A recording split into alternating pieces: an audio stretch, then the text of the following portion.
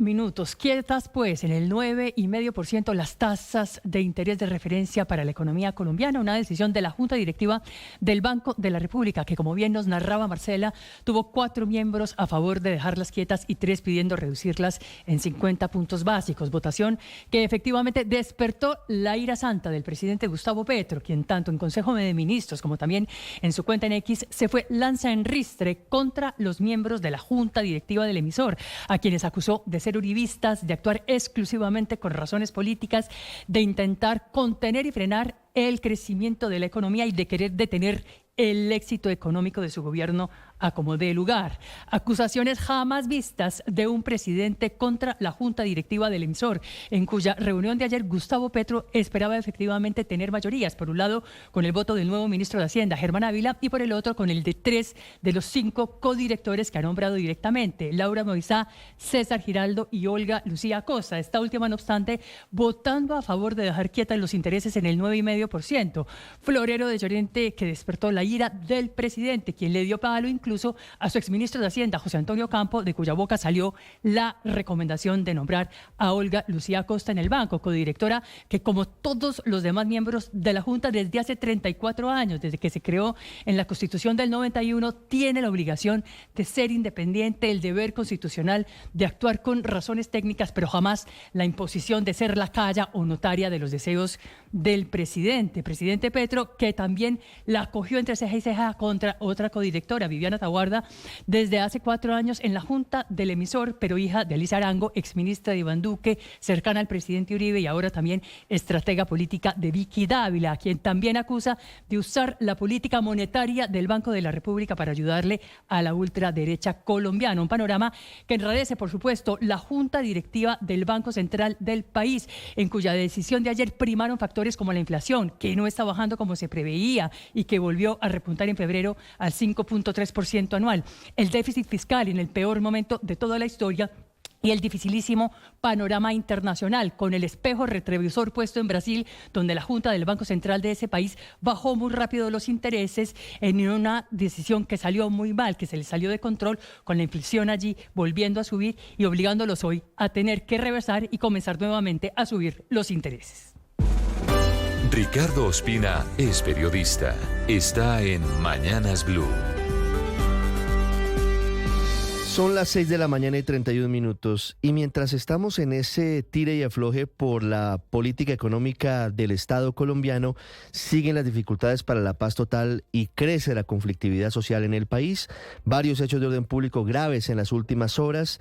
Y volvemos a poner la lupa sobre Buenaventura, el puerto sobre el Pacífico, en el que hubo 5 asesinatos el pasado fin de semana. Ya se reportan 50 homicidios durante este año 2025, ante lo cual la vicepresidenta Francia Márquez pidió una intervención urgente del Estado. Pero no solamente es Buenaventura, Cauca sigue siendo un punto muy complicado. Hubo un operativo importante del Ejército en contra de un complejo dedicado a la minería ilegal en el municipio de Timba, perteneciente a las disidencias de la columna Jaime Martínez, y que, según dijo el ministro de Defensa, general Pedro Sánchez, producía 9 kilos de oro mensuales para las disidencias. Un golpe que es muy fuerte para las finanzas de ese grupo que ha mantenido a sangre y fuego y con violencia el suroccidente del país.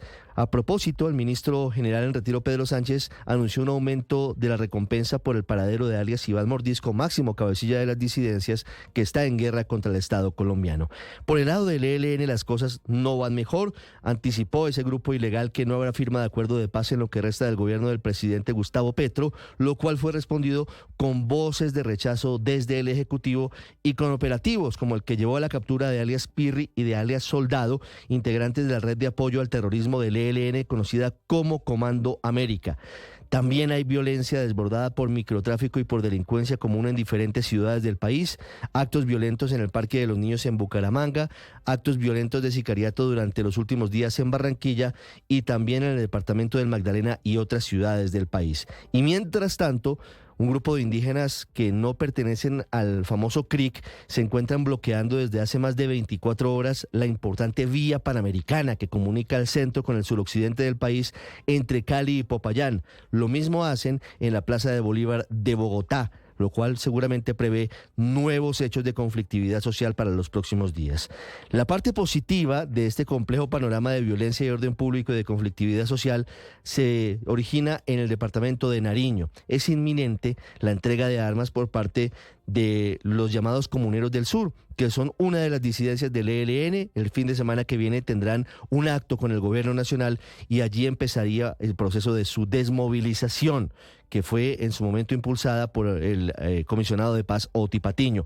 Lo que se conoce es que en lo que resta del gobierno del presidente Petro podrían darse 2 o 3 entregas de armas similares, aunque el grueso de los grupos criminales como el Clan del Golfo, el ELN y la disidencia de Mordisco siguen en pie de lucha lamentablemente para los colombianos. Camila Carvajal es periodista. Está en Mañanas Blue. Ya son las 6 de la mañana, 34 minutos, y la deuda con hospitales y clínicas en el país ya supera los 20 billones de pesos. Un estudio de la cartera de la Asociación Colombiana de Clínicas y Hospitales dice que la deuda pasó de 18.9 billones de pesos en junio de 2024 a 20.3 billones de pesos en diciembre del año pasado. Es decir, el incremento es en el segundo semestre del año anterior. Y la deuda es de muchas EPS y del gobierno con muchas clínicas y hospitales. En este estudio están las finanzas de 225 entidades de salud en total. Y según el informe, entre los 10 principales deudores están Nueva EPS y Sanitas, 2 EPS que hoy están intervenidas por el gobierno del presidente Petro, pero que no son las únicas.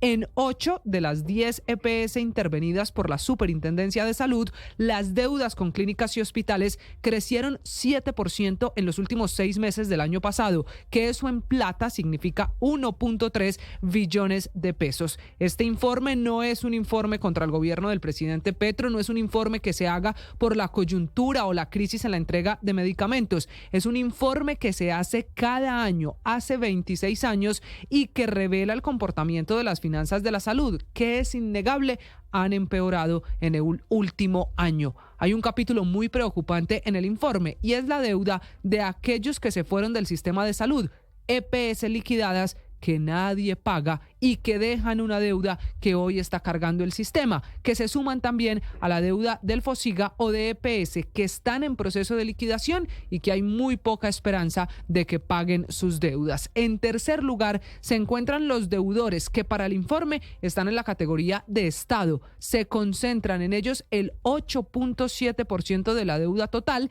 y son entes territoriales, la ADRES y el extinto FOSIGA. Por último, aparecen las aseguradoras a propósito de los cobros del SOAT. Ahí hay un 2.9% de la deuda que no se le paga a clínicas y hospitales por atenciones de pacientes víctimas de accidentes de tránsito. Es por esa deuda que en Colombia se siguen cerrando servicios médicos por todo el país. El turno de hoy es en la Clínica de Occidente de Bogotá, que anuncia que desde el 21 de abril dejará de atender y de prestar servicios de obstetricia y para neonatos, porque no puede seguir alimentando una deuda que para clínicas y hospitales ya está por encima de 20 billones de pesos. María Camila Orozco es periodista. Está en Mañanas Blue. Ya son las 6:37 minutos de la mañana. No hay plazo que no se cumpla ni deuda que no se pague. Después de casi 10 años de haber pasado por el Fondo de Vigilancia de Bogotá, César Manrique fue condenado por corrupción. La sentencia es de 10 años de cárcel y es por la compra de 100 motos eléctricas para la Policía Nacional, las famosas motos tipo Crocs que en ese momento no necesitaba la Policía Nacional y que costaron 4.357 millones de pesos, sobre las que la Contraloría hizo en su momento advertencias y que funcionaron por un tiempo, pero que por falta de mantenimiento terminaron varadas y almacenadas en una bodega en Soacha cuando Gustavo Petro era alcalde de la capital del país. El juez primero de conocimiento de Bogotá terminó dándole la razón a la Fiscalía, que probó que Manrique vulneró los principios de transparencia y de selección objetiva, porque cada moto generó sobrecostos que superan los 5 millones de pesos y suman pérdidas de más de 1.000 millones de pesos por contratar con Norvaun Technologies, por la que hizo todo para que fuera la que tuviera ese contrato. Manrique fue hallado culpable por el delito de interés indebido en la celebración de contratos, pero fue absuelto por el delito de peculado por apropiación en esta sentencia, que es de primera instancia y que él ya apeló. No es el único caso por el que está enfrentando procesos judiciales. Él, que fue hasta noviembre del año pasado director de la función pública de este gobierno, es otro de los protagonistas en el escándalo de la Unidad Nacional para la Gestión del Riesgo. Su nombre está vinculado con el intento de direccionar irregularmente 100.000 millones de pesos de la Agencia Nacional de Tierras. Hace apenas unos días se revelaron también testimonios que apuntan a que habría recibido más de 3.800 millones de pesos a cambios de gestionar contratos, 7 contratos a gente de su círculo cercano. Estás escuchando.